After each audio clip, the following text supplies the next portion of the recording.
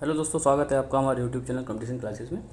तो हम लोग जो है वो हिस्ट्री एनसीईआरटी सीरीज़ को आगे बढ़ा रहे थे। तो इसमें हम क्लास 6 के एनसीईआरटी को कवर कर रहे थे, जिसमें हम लोगों ने जो है 4 चैप्टर कवर कर लिए हैं और ये जो है 5वां चैप्टर है हमारी एनसीईआरटी जो 6 क्लास की एनसीईआरटी जो चल रही है उसका।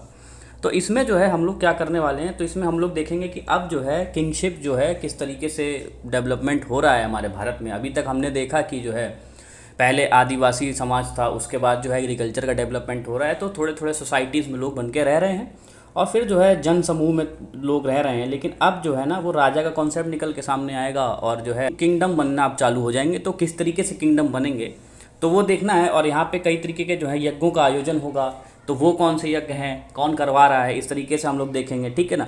फिर हम देखते हैं कि किंगडम्स में जो है जनपद और महाजनपद का जो है उदय हो रहा है, तो वो क्यों हो रहा है और इसमें क्या डिफरेंस है, तो इस तरीके से हम चीज़ देखेंगे। फिर इनका जो है प्रशासन देखेंगे, बेसिकली इनकी एग्रीकल्चर क्या था, ये किस तरीके से जो है शासन कर रहे थे जब ये इन्होंने जो है अपने किंगडम बनाए, तो क्या क्या चेंजेस आ रहे हैं सोसाइटी में, तो ये चीज़ देखेंगे। फिर अंत में हम लोग देखेंगे वर्ण सिस्टम का ओरिजिन कहाँ से हो रहा है और कैसे जो है इसका क्लासिफिकेशन हम लोग कर सकते हैं। तो वीडियो स्टार्ट करते हैं। और वीडियो स्टार्ट करने से पहले मैं आपको बता दूं कि आपको इस वीडियो की जो पीडीएफ है वो मेरे टेलीग्राम चैनल पर मिल जाएगी। मैंने डिस्क्रिप्शन में लिंक दे दिया है, आप जाके चेक कर लेना। और बाकी जितनी भी पीडीएफ्स आपको चाहिए होंगी वो इसमें अवेलेबल रहेंगी। तो वीडियो स्टार्ट करते हैं। तो सबसे पहले समझते हैं कि राजा कैसे बन रहे हैं, ठीक है। अभी तक क्या हुआ था कि हमने ये देखा था कि जन समूह में लोग रह रहे थे। फिर क्या हुआ कि जो वहाँ के जो राजा थे वो उनकी जो है कोई परमानेंट आर्मी नहीं हुआ करती थी ना, वो कोई टैक्स कलेक्शन वो कर रहे थे। बट अब क्या है कि किंगडम का डेवलपमेंट होगा तो इससे जो है चीज़ें बदलेंगी। तो बदल क्या रही हैं, तो राजा कैसे बन रहा है, तो राजा जो है ना पहले जो है राजा वो जन का जो है नेता होता था या जन का जो है एक प्रशासक होता था, जिसको हम मान सकते हैं जन समूह। और उसमें जो है अब चेंजेस हो रहे हैं। अब चेंजेस क्या हो रहे हैं, अब यज्ञों का जो प्रचलन चालू हो चुका है। तो इसमें जो सबसे जो इम्पोर्टेंट जो इसमें बताया गया है अश्वमेध यज्ञ। तो अश्वमेध यज्ञ बेसिकली क्या होता था, जब जो हम लोगों ने देखा किंगडम बने तो छोटे छोटे किंगडम में डेवलपमेंट हो गए थे समाज, ठीक है। तो यहाँ से क्या है, जैसे मान लो इस किंगडम का कोई राजा है, वो ये चाहता है कि मैं अपनी टेरिटरी एक्सपेंड करूँ। तो टेरिटरी एक्सपेंड करने के क्रम में वो एक घोड़े को फ्रीली जो है वो मूव करता है, यानी कि छोड़ता है। तो वो जगह जगह पे किंगडम्स में जाता है अपने धीरे धीरे, और जिस जिस किंगडम से होके निकलता है, अगर वहाँ के राजा ने उसको कैप्चर कर लिया घोड़े को, तो उसको युद्ध करना पड़ेगा। अगर वो ऐसा नहीं करता है तो जिस जिस भी राज्य से वो होके निकलता है, तो वो राज्य जो है जिस राजा ने अश्वमेध यज्ञ कराया है उसके अंडर में वो आ जाता है। जैसे हमको पता है रामायण में जब श्री राम ने जो है अश्वमेध यज्ञ कराया था, तो उनके जो पुत्र ने ही जो लव कुश थे उन्होंने पकड़ लिया था। तो इस तरीके से हम एक कॉन्सेप्ट देख रहे हैं, तो वहाँ पे हमको समझ में आ रहा है कि अश्वमेध यज्ञ क्या होता था, ठीक है। तो यहाँ पे क्या है कि जो राजा जिसने अश्वमेध यज्ञ कराया है, मेन जो सेंटर ऑफ पावर होता था वो राजा ही माना जाता था। और जो और राजा जो होते थे वो उसको देखने के लिए बुलाया जाता था। इस तरीके के जो यज्ञ होते थे तो उनको निमंत्रण मिलता था। फिर उसके बाद जो है जो नॉर्मल लोग होते थे, जिसमें वैश्य आते थे, वो राजा के लिए गिफ्ट लेके आते थे, उपहारों का उनमें जो है प्रचलन चालू हो गया था। और उसके बाद जो है जो शूद्र लोग थे, यानी कि अगर हम वर्ण सिस्टम को देखेंगे तो वर्ण सिस्टम में जो है सबसे लास्ट में जो वर्ण आता है वो शूद्र आता है। तो शूद्रों को जो है इस तरीके की एक्टिविटीज़ से थोड़ा दूर रखा जाता था, उनको इसमें शामिल नहीं किया जाता था। तो समाज में थोड़ा सा अब डिवीज़न भी आना चालू हो जाएगा। फिर हम देखते हैं कि अब ये चीज़ जो है जब किंगडम बन रहा है, तो पहले बना हमारा जनपद। अब जनपद क्या था, जनपद बेसिकली ये था लोगों के रहने का जो एक स्थान है, जहाँ पे लोग एक जगह रहते इकट्ठा होकर रहने लगे, उसको हम लोगों ने जनपद बोल दिया, सही है। अब ये राजा जो हैं जो ये सेक्रीफाइसेस कर रहे थे, इस तरीके के जो जो यज्ञ करवा रहे थे, इनको जो है इन जनपदों का राजा माना गया। ये छोटे छोटे समूह में रहते थे। और जैसे कि आर्कोलॉजिकल अगर हम एविडेंसेस देखें या आर्कोलॉजिकल सोर्सेज देखें, तो हमको 3 जो है एविडेंसेस इसमें बताए जा रहे हैं। एक पुराना किला दिल्ली, फिर हस्तिनापुर मेरठ में, जो हस्तिनापुर को हमने जो है वो महाभारत काल में भी सुना है, जो कुरुक्षेत्र था, कुरु जो उसकी एक जनपद हुआ करता था। तो फिर उसके बाद अतरंजी खेड़ा जो एटा में, जो बेसिकली ये दोनों उत्तर प्रदेश में आते हैं। तो इस तरीके से अब जनपद की स्थापना चालू हो गई थी। तो कैसे वो जनपद बने, तो हमने ये देख लिया कि उन्होंने सेक्रीफाइसेस करवाए। सेक्रीफाइसेस जो है अब किंगडम बनना चालू हो रहे हैं। और यहाँ के जो लोग थे, जो जनपद के लोग थे, वो झोपड़ियों में रहते थे, पशुपालन करते थे और कई तरीके से फसलों की उगाही करते थे। जैसे जिसमें चावल आ जाएगा, बार्ले, बीट है ना, दालों का और गन्नों का, सरसों का, इस तरीके से जो है इन सब फसलों का जो है उत्पादन ये लोग करते थे। और अब एक और यहाँ पे एक डिफरेंट चीज़ होने लगी कि अब यहाँ पे जो पॉट जो बन रहे थे, हमने वैदिक पीरियड की बात करी थी तो हमने देखा था जो वहाँ के जो पॉट थे वो बेसिकली रेड और ब्लैक कलर के हुआ करते थे, ठीक है ना। अब लेकिन यहाँ पे चेंजेस आ रहे हैं। अब यहाँ पे एक इम्पॉर्टेंट जो फीचर यहाँ पे जुड़ जाता है वो रेड और ग्रे कलर के जो पॉट होते हैं, तो इसका इस्तेमाल जो है राजा कई जब इस तरीके के यज्ञ होते थे तो उसमें खाना खिलाने की यूज़ होता था, लेकिन अब यहाँ पे जो है रेड और ग्रे कलर के मृदभांडों का यूज़ किया जाने लगा है। फिर आगे समझते हैं। तो अब यहाँ पे जो है ये जो जनपद थे अब ये महाजनपद भी बने। तो इन जनपदों में से ही जो कुछ जो शक्तिशाली ज़्यादा हो गए थे तो वो जनपद जो है वो महाजनपद कहलाए। तो बेसिकली सबसे स्टार्टिंग में ये जो है 16 थे, 16 महाजनपदों का हमने इस वर्णन सुना है। तो हमने ये देखा कि 2500 साल पहले जनपद जो हैं वो बहुत ज़्यादा ही इंपॉर्टेंट हो गए, कुछ जनपद जो हैं, और ये जो हैं फिर वो महाजनपद कहलाने लगे। यानी कि 2500 साल पहले का अगर हम टाइम पीरियड देखें तो करीब 600 BC के आसपास का जो टाइम पीरियड है वो हमारा महाजनपद का जो टाइम पीरियड माना जा सकता है। यहाँ पे जो है महाजनपद निकल के सामने आ रहे हैं। ये कई तरीके से मगध हैं, वज्जी हो गया, चंपा हो गया, कुरु हो गया, तो इस तरीके से जो है ये जनपद जो है ये निकल के सामने आ रहे हैं। अब ये जनपद इतने शक्तिशाली क्यों हुए, इसके भी कई पीछे कारण रहे। तो कारण ये रहा कि इनकी जो है एक कैपिटल बनी, सही है। फिर और इसमें जो है किलेबंदी की गई, यानी कि किलों का निर्माण हो रहा है। किलों का निर्माण एक प्रकार से देखा जाए तो बहुत बड़ा प्रेस्टीज का जो है वो एक सिंबल हुआ करता था कि जो किले के निर्माण जो है ये दिखाते थे कि किस तरीके से राजा जो है वो शक्तिशाली है। तो यहाँ पे ये इमेज आप देख सकते हैं, ये बेसिकली कौशाम्बी का जो किला है यहाँ की एक फ़ोटो है। तो आप देखो किस तरीके से जो है ये किले का निर्माण हुआ है, जिससे कि क्या होता था, अब किंगडम बन चुके हैं, किंगडम बन गए हैं, राजा बन चुके हैं और उनकी सबकी आर्मी भी इस्टेब्लिश हो चुकी है। तो अब क्या है कि टेरिटरी कैप्चर करने के लिए लोग एक दूसरे पे आक्रमण करेंगे। अब आक्रमण से कैसे बचा जाए, तो आक्रमण से बचने के लिए जो है किलों का निर्माण किया जा रहा है। तो अगर एग्जाम में क्वेश्चन आता है कि सबसे पहले किलों का निर्माण कब किया जा रहा है, तो हम जो है महाजनपद टाइम के आसपास का जो पीरियड हम देखते हैं वहाँ से सबसे पहले जो है किलों का निर्माण माना जा सकता है। हालांकि हमने बात करी थी हड़प्पा पीरियड में, जो सीटाडल का जो हमने बात की थी, जो पश्चिमी क्षेत्र हुआ करता था हड़प्पा के नगरों का, वो हम एक सीटाडल यानी किलेबंदी जिसको मानते थे, लेकिन वो किला थोड़ा सा छोटा है। और ये जो प्रॉपर जो किले का निर्माण हो रहा है वो महाजनपद टाइम पीरियड से हम लोग मान सकते हैं। तो इसलिए क्या हुआ, अब जो किले का जो निर्माण करना है, फिर उसमें आर्मी का इस्टेब्लिशमेंट करना है, और आर्मी भी जो है अब उनको सैलरी दिए जाने लगी है। सैलरी भी अब जो है सिक्कों में, जो सिल्वर कॉइन्स के रूप में उनको दिए जा रहे थे, तो पंचमार्क कॉइन जिनको बोलते हैं, जो सिल्वर कॉइन्स होते थे, उस तरीके से अब जो है सैलरी का पेमेंट किया जा रहा है। तो इस तरीके से हम देख रहे हैं कि महाजनपद अब बहुत ज़्यादा ही पावरफुल हो रहे हैं। तो वो लोग क्या, जो राजा हुआ करते थे वो लोग टैक्सेस लगाते थे। अब पहले हमने बात करी थी वैदिक पीरियड में कि वहाँ पे जो राजा होता था वो टैक्स नहीं लगाता था। टैक्स ना लगाने का कारण ये था कि वहाँ पे जो है ऐसा कोई सेंट्रलाइज आर्मी वो स्टैब्लिश नहीं करता था जिसके लिए वो खर्चा करेगा। लेकिन अब यहाँ पे जो है ये टैक्स लगने लगे। अब टैक्स किस पे लगते थे, तो टैक्स कई तरीके से लगते थे। पहले तो है क्रॉप्स पे लगाया जाता था, जो जिसको 1/6 जो बोला जाता था, जो प्रोड्यूस होता था उसका जो 1/6 भाग जो है वो राजा को दिया जाता था, और ये जो है बेसिकली शेयर बोला जाता था या इसको भाग बोला जाता था। तो एक प्रकार से फसल पे लगने लगा टैक्स, ठीक है। फिर इसके बाद जो क्राफ्ट पर्सन होते थे उन पे लगता था। अब वो कैसे लगता था कि वो लेबर की फॉर्म में लग रहा है। लेबर की फॉर्म में कैसे लगता था कि वो कोई भी महीने में एक दिन जो है राजा के यहाँ जाके जो है वो काम करेंगे बिना किसी पैसे के। तो इस तरीके से एक टैक्स हो गया, सही है। फिर हम देखते हैं जो हर्डर्स होते थे, जो टैक्स पे करते थे, जो एनिमल प्रोड्यूस जो होता था उसका हम ये लोग टैक्स पे करते थे। फिर इसके बाद देखते हैं कि जो सामान खरीदा और ट्रेड किया जा रहा है, बेचा जा रहा है, उस पर ये लोग जो है टैक्स लेते थे। फिर इसके बाद जो हंटर गैदरर्स ने जो है इनके लिए एक फॉरेस्ट जो प्रोड्यूस है वो भी प्रोवाइड करा दिया था। तो कई तरीके से इन लोगों के पास रिसोर्सेज ऑफ डेवलपमेंट हो रहे हैं, जिस तरीके से ये लोग जो हैं अब अपनी पावर या अपनी मनी पावर को जो है बढ़ा रहे हैं और इसका यूज़ जो है ये आर्मी में कर रहे हैं। इसके साथ साथ जो है एग्रीकल्चर में भी चेंज आ रहे हैं। एग्रीकल्चर में चेंज आने का कारण ये रहा कि अब जो है इनका सरप्लस ज़्यादा हो जाएगा। सरप्लस ज़्यादा होने के बाद ये लोग जो है ट्रेडिंग एक्टिविटीज़ कर सकते हैं।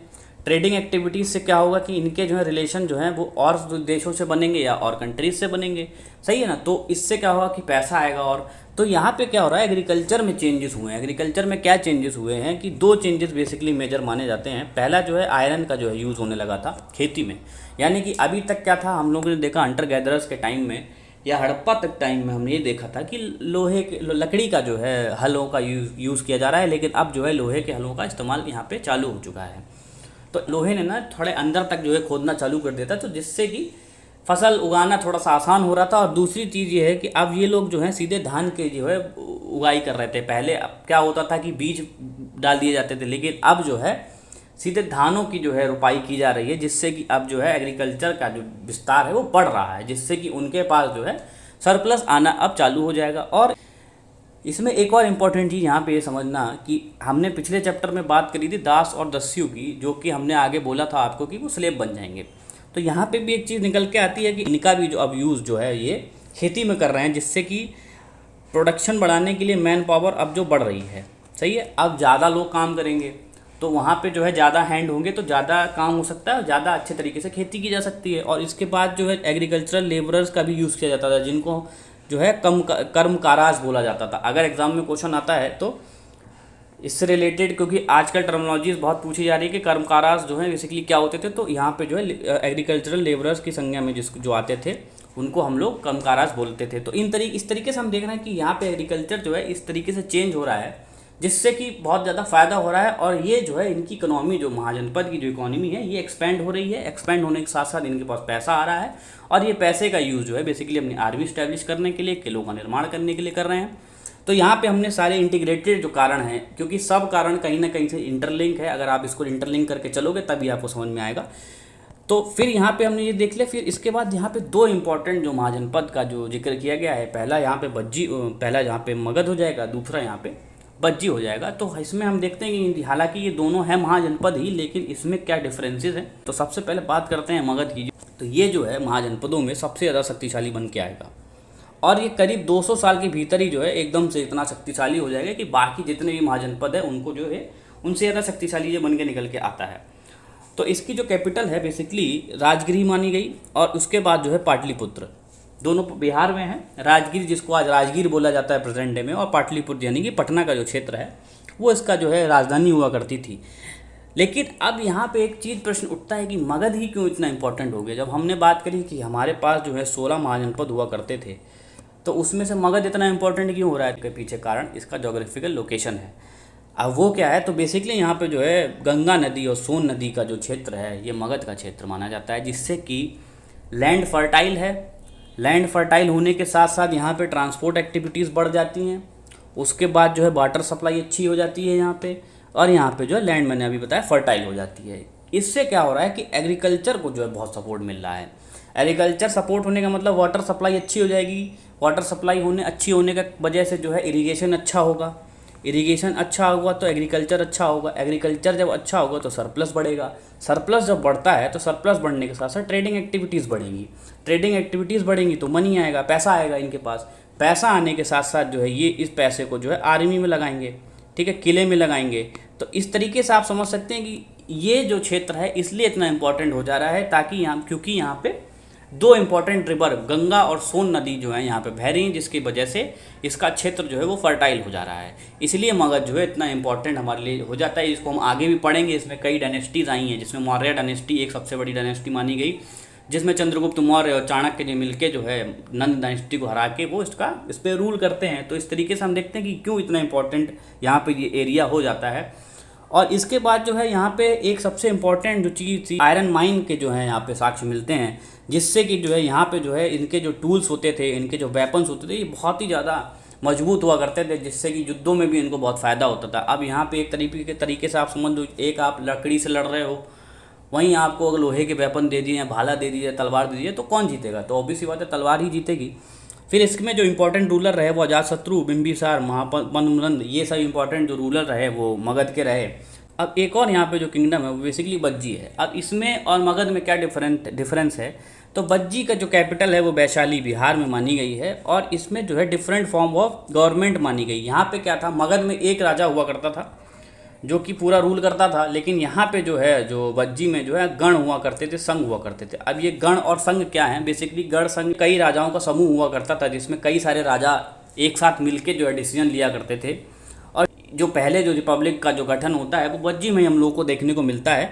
और इस तरीके से जो अगर हम देख सकते हैं, जो बुद्ध और महावीर जो है वो इसी टाइम के आसपास आते हैं, और जो बज्जी के आसपास का जो क्षेत्र होता है वो इन्हीं के बुद्ध और महावीर के आसपास का ही क्षेत्र माना जाता है। और एक टाइम पे जो है कई महाजनपद ने इस पे जो है आक्रमण करने की सोची थी। तो एक हमारे पास रिसोर्स है दीघ निकाय, तो उसमें ये लिखा गया है कि जो मगध के जो राजा थे अजातशत्रु, उन्होंने जो है बज्जी पर अटैक करने का सोचा था। तो यहाँ पे एक चीज़ देख सकते हैं कि अब जो है महाजनपद जो है आपस में क्लैश करना भी चालू कर देते हैं और इसलिए जो है कई तरीके से आक्रमण होते हैं। तो यहाँ पे हमने दोनों फॉर्म देख सकते हैं कि मगध में जो है केवल सिंगल रूलर होता था, लेकिन यहाँ पे अब गण का जो है कॉन्सेप्ट निकल के आता है। गण का कॉन्सेप्ट निकलने के साथ साथ जो है अब जो है कई राजा जो है मिलके एक साथ रूल कर रहे हैं, लेकिन डिसीजन जो है वो मिलके लेते हैं और कोई उनका एक नेतृत्व करता है। फिर हम समझते हैं कि वर्ण सिस्टम, पहले हमने देखा था कि ऋग्वैदिक पीरियड में इस तरीके जो है वर्ण सिस्टम डेवलप नहीं हुआ था।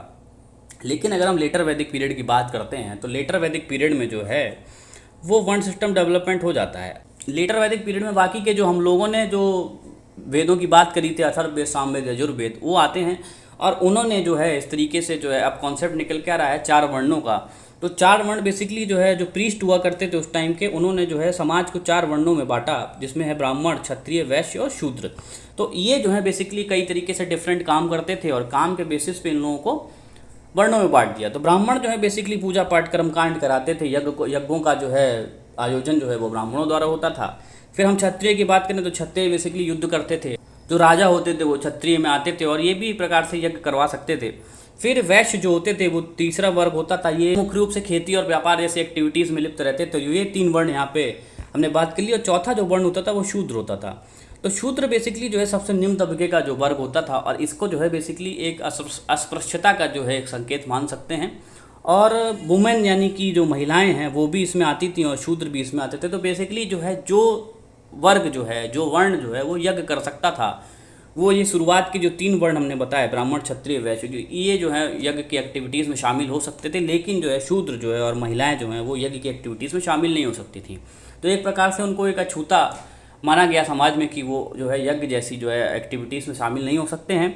और इससे क्या होता है कि क्लास डिवीजन चालू होता है। तो ये 4 वर्ण आते हैं, हायरार्की में देखेंगे तो सबसे ऊपर ब्राह्मण बैठे रहते हैं, फिर दूसरे नंबर पे अगर हम बात करें तो क्षत्रिय होते हैं, फिर तीसरे नंबर पे जो आते हैं वो वैश्य आते हैं और चौथे नंबर पे जो लास्ट जो वर्ण होता है वो बेसिकली शूद्र होता है। तो यही जो शूद्र है वो आगे जाके जो है अस्पृश्यता का जो है प्रतीक बनता है। और हम फिर देखते हैं कि मॉडर्न टाइम में आके जब हम आज़ादी की लड़ाई लड़ रहे होते हैं तो किस तरीके से महात्मा गांधी और अम्बेडकर जो हैं इनके उत्थान की बात करते हैं। तो ये चीज़ बहुत ज़्यादा ही फिर इम्पोर्टेंट हो जाती है हमारे सोसाइटी के लिए कि किस तरीके से वर्ण सिस्टम जो है निकल के सामने आता है। तो यहाँ पे एक चीज़ समझना कि इन्होंने जो है ये बोल दिया था कि ये जो जितने भी वर्ण हैं ये बर्थ के बेसिस पे डिसाइड होंगे, यानी कि अगर आप एक ब्राह्मण परिवार में पैदा हो रहे हैं तो आप ब्राह्मण हो जाएंगे, और यहीं पे अगर आप क्षत्रिय परिवार में पैदा होते हैं तो आप एक क्षत्रिय होंगे। पहले क्या होता था वैदिक पीरियड में कि काम के बेसिस पे जो है आपको वर्ण मिलता था कि अगर आप क्षत्रिय परिवार में पैदा होने के बाद भी अगर आप जो है कर्मकांड या पूजा पाठ करते हैं तो आप ब्राह्मण कहलाते थे। लेकिन अब यहाँ पे क्या हुआ कि बर्थ के बेसिस पे जो है वर्णों का डिसीजन हो रहा है। अब यहाँ से जो है क्लास सिस्टम भी निकल के आएगा। जो आज का जो कास्ट सिस्टम है, जातिवाद जो परंपरा है, तो यहाँ से यही चीज़ निकल के आती कि तो इस चैप्टर में जो भी इंपॉर्टेंट चीज़ें थी मैंने आपको सारी समझा दी। किस तरीके से किंगडम का जो है डेवलपमेंट हो रहा है, किस तरीके से राजा बन रहे हैं और उनका जो है जनपदों का निर्माण कैसे हुआ, जनपद जो है महाजनपद कैसे बनते हैं और मगध जो है इंपॉर्टेंट कैसे हो जाता है। फिर अब जो है अगले चैप्टर में हम लोग बात करेंगे कि इस तरीके से जब शूद्र उद्र बनते हैं, जब वर्ण सिस्टम निकल के आते हैं तो उनके जो है अपोजिशन में अब जो है आंदोलन छिड़ेंगे। तो जिससे हम बुद्ध का आंदोलन से देखेंगे, महावीर स्वामी का आंदोलन देखेंगे, जैन धर्म देखेंगे। तो ये जो आंदोलन है वो अगले चैप्टर में हम लोग करेंगे। तो वीडियो अच्छा लगा हो तो आप लाइक करें, शेयर करें, सब्सक्राइब करें। और ये टेलीग्राम का लिंक है, इस पर आपको जो है सारी PDF अवेलेबल मिल जाएंगी, आपको हो जाएगा। अगर इससे कोई रिलेटेड आपको कोई डाउट है मन में तो आप मेरे को इंस्टाग्राम पे मैसेज कर सकते हैं। बाकी ये यूट्यूब का लिंक है, वीडियो को ज़्यादा से ज़्यादा शेयर करें और सब्सक्राइब जरूर करें।